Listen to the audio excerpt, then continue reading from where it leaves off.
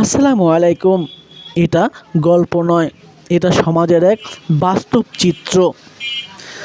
গৃহকর্মী মোহনা এক আলোচিত নাম, যে দরিদ্র পরিবার থেকে একটু ভালো থাকার আশায় তার বাবা মা দিয়েছিল বিমানের এমডির বাড়ি। সে বড়লোক।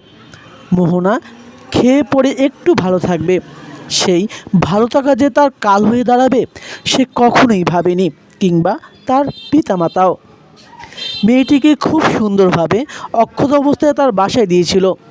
ওই নামে মেয়েটি ক্ষতবিক্ষত শরীর দেখেই বোঝা যায় তাকে কতটা কষ্ট নিপীড়ন দিয়েছে এই অমানসিক পরিবারের মানুষগুলো, যাদের ভেতর মনুষ্যত্ব আছে বলে আমার মনে হয় না। যখন বিচারের কাঠগড়ায় তাকে উঠানো হয়, তার নাকি জামিন হয়েছে সে বৃদ্ধ বলে। এক সাংবাদিক প্রশ্ন করে, তিনি কিসের ভিত্তিতে জামিন পেয়েছে? প্রশ্ন উত্তরে উকিল বলে, ঘটনার সাথে জড়িত সুনির্দিষ্টভাবে এমন কোনো তথ্য পাওয়া যায়নি। প্রাথমিকভাবে ধারণা পাচ্ছি এই আসামির সাথে তাদের কোনো সম্পৃক্ততা নেই। সরাসরি এভিডেন্স আমরা এখনও পাইনি। এখনও নির্যাতন যদি থাকে সেটা এখনও কোনো প্রমাণ পায়নি। এই হলো ভাই ধনীদের আইন, ধনীদের আইনি ব্যবস্থা।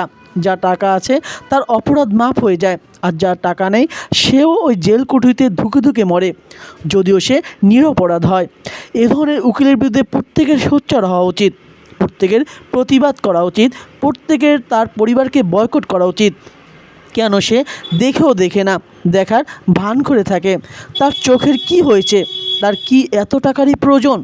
একজন নির্দোষ মেয়ে এত কষ্ট সহ্য করেছে, এতটা ক্ষত হয়েছে তার শরীরে, তারপরও সে কাঠের চশমা পরে আছে। প্রশ্ন এই সমাজের কাছে, প্রশ্ন ওই বিবেকের কাছে।